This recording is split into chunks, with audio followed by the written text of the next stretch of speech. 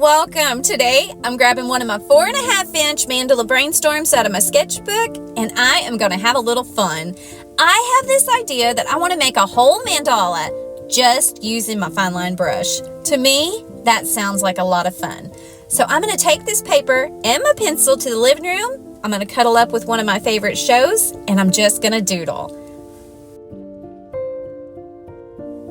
I came up with a basic little sketch. It doesn't look like much on paper, but let's add some metallic paints and get this thing on a rock and see what it looks like.